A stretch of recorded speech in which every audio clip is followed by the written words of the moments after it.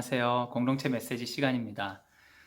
우리 교육 표현을 한번 해주시죠. 주님의 빛 비추며 세상을 섬기는 드림이 서로 사랑하는 우리 요즘이 되기를 소원합니다.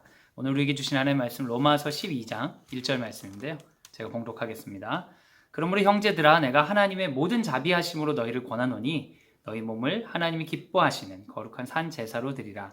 이는 너희가 드릴 영적 예배니라. 아멘. 한번 따라 하시죠. 헌금은 어떻게 드려야 하나? 사랑하는 여러분, 저는 요즘에 예배의 중요한 어떤 순서들을 따라서 설교를 하고 있습니다.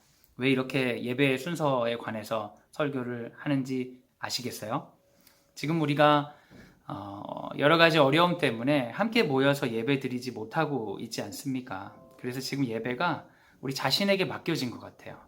우리 스스로가 예배를 지켜야 되는데 이렇게 예배를 지키기 위해서는 그냥 누군가가 좋은 교회가 좋은 찬양팀이 목사님이 해주시는 대로 쭉 따라가면 되는 게 아니라 우리 스스로가 예배 순서 하나하나의 의미를 기억하고 중요시하며 나아가야 되는 것이 필요하다 여겨졌기 때문입니다.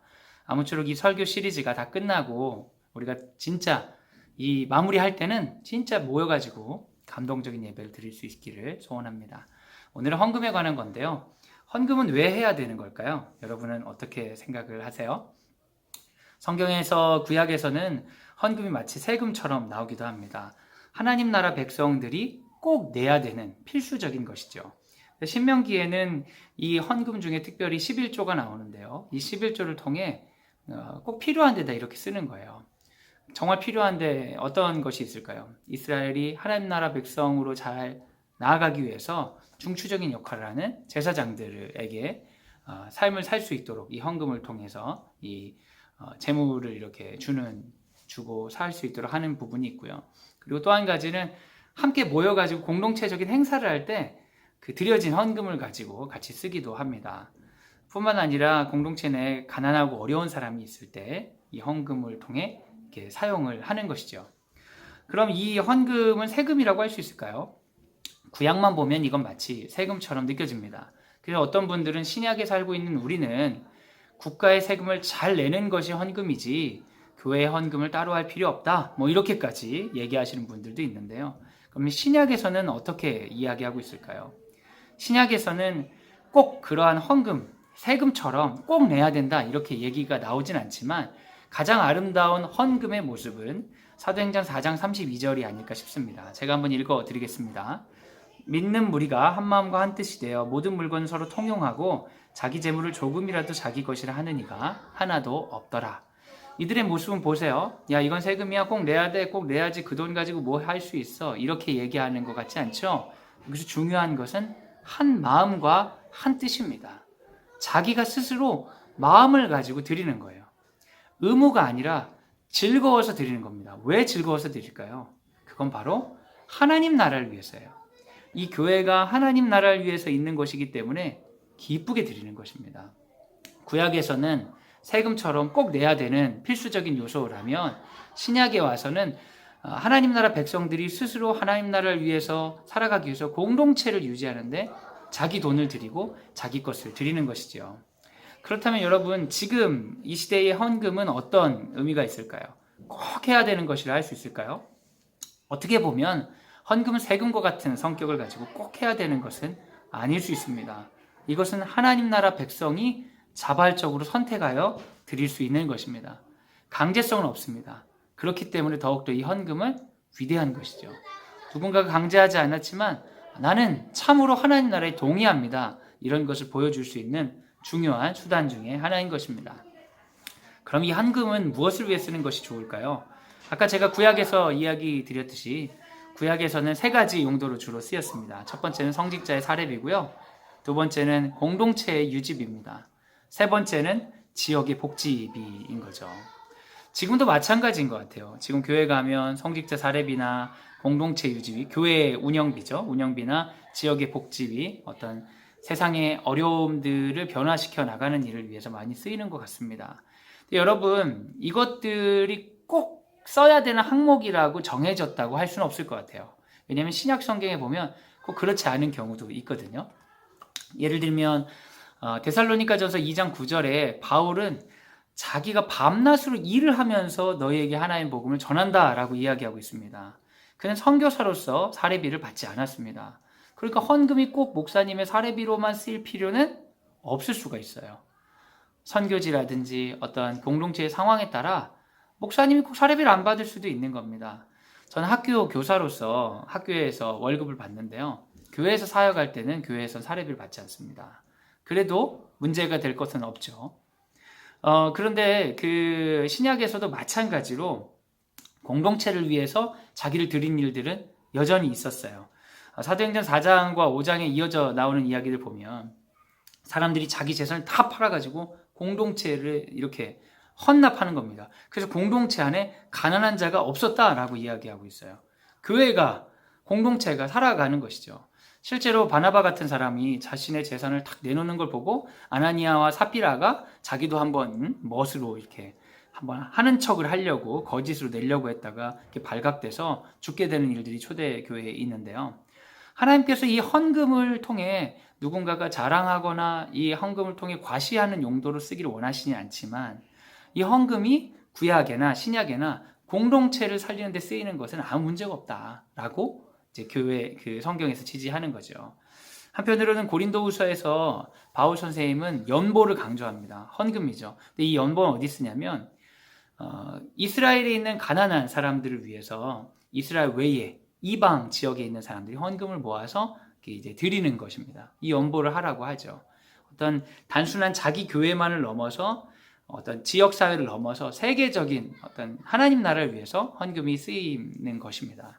그럼 여러분, 지금 우리가 헌금이 쓰인다고 할 때 항목을 그냥 딱 정할 수는 없겠지만 대충 좀 느낌이 좀 오시죠? 대충 느낌이 오시죠? 하나님의 말씀을 전하는 자, 어떤 교회 유지, 지역 사회의 어떤 이런 복지를 위해 이렇게 생각이 들 수 있는데 이걸 우리가 한마디로 한다면 뭐라고 얘기할 수 있을까요? 그건 바로 하나님 나라입니다. 헌금은 하나님 나라를 위해서 쓰이는 거예요. 그것은 어떻게 쓰이는가의 어떤 항목의 중요함이 아니라 헌금은 철저하게 하나님 나라를 위해 쓰이는 것입니다. 하나님께서 이 땅 가운데 하나님 나라를 일으키는데 헌금을 사용하시길 기뻐하시는 거예요.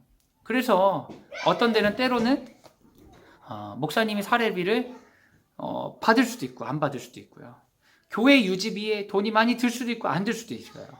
그렇지만 이 성격이 하나님 나라를 위한 것으로부터 벗어난다라고 하면 헌금의 쓰임이 문제가 있는 것이죠.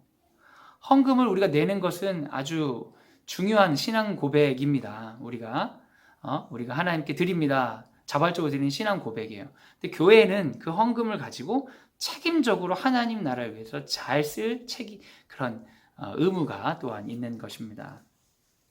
그렇다면 여러분, 이제 마지막인데 헌금을 이렇게 하면 우리가 복을 많이 받을 수 있을까요? 어떻게 생각하세요? 성경에서 예수께서 가르치신 게 있어요. 헌금에 관해서 마태복음 6장 24절에 그렇게 얘기하시죠. 두 주인을 함께 섬길 수가 없다. 근데 이 두 주인은 하나님과 재물입니다. 우리가 돈을 잘 써야 됩니다. 돈은 굉장히 중요하죠. 그런데 이 돈이 자칫하면 하나님만큼 중요해질 수 있다는 겁니다. 그래서 예수께서는 마치 우리 영혼의 안에서는 하나님과 돈이 경쟁자의 구도도 될 수 있다는 겁니다. 그런데 우리가 이때 돈을 취하지 않고 돈을 하나님께 드린다는 것은 어떤 선언입니까? 하나님, 나는 돈을 우상 숭배하지 않겠습니다. 돈에 대한 놀라운 신앙 고백이 될 수 있는 거죠. 내가 돈을 주인으로 섬기지 않고 하나님을 섬기겠다는 놀라운 신앙 고백이 될 수 있는 것입니다. 예수님은 그렇게 얘기하셨어요. 많은 돈을 낸 사람보다 과부의 그 적은 돈이 더 기쁘다. 왜 그러셨을까요? 그 작은 돈일지라도 과부에게 있어서 그 돈은 전부에 가까웠기 때문입니다. 그럼 하나님이 우리에게 원하시는 건 뭡니까? 너 돈을 얼마나 냈는지가 중요한 게 아니라 정말 이 돈을 통해서도 네가 신앙 고백할 수 있는지, 네가 하나님을 섬긴다고 이야기하고 찬양하고 하는데 네 돈에 있어서도 하나님을 주인으로 섬길 수 있는지를 도전하시는 것입니다. 로마서 12장 1절은 이렇게 얘기하고 있습니다. 형제들아, 내가 하나님의 모든 자비하심으로 너희를 권하노니 너희 몸이 하나님이 기뻐하시는 거룩한 산 제물로 드려라.